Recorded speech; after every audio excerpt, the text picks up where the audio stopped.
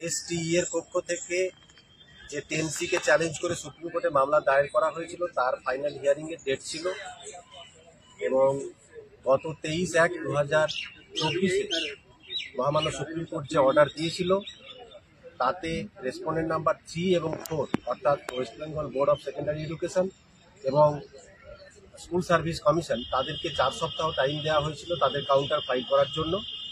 In spite of that respondent number 4 অর্থাৎ school service commission তারা গতকাল তাদের কাউন্টার ফাইল করেছে এবং আমরা সেটা অনলাইনে গতকাল পেয়েছি।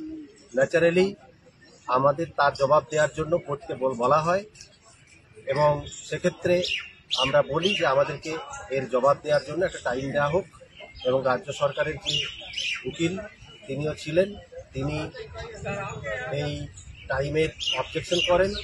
সেক্ষেত্রে কোর্ট তখন এবং স্টেকে ভ্যাকেট করার কথা বলেন।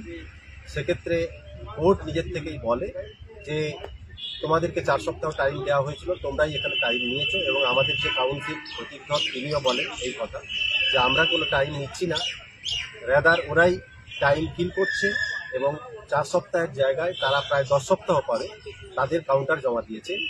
সমস্ত পক্ষের বক্তব্য শোনার পর মহামান্য সুপ্রিম কোর্ট এই মামলায় আমাদেরকে 4 সপ্তাহের মধ্যে রিপ্লাই জমা দেওয়ার জন্য অর্ডার দিয়েছেন এবং মামলাটি সম্ভবত জুলাইয়ের 1st উইক অথবা 3rd উইক অ্যাপিয়ার করবে ফর ফাইনাল হিয়ারিং এর জন্য। আমি অ্যাডভোকেট কার্তিক কুমার রায়, হাইকোর্ট, কলকাতা।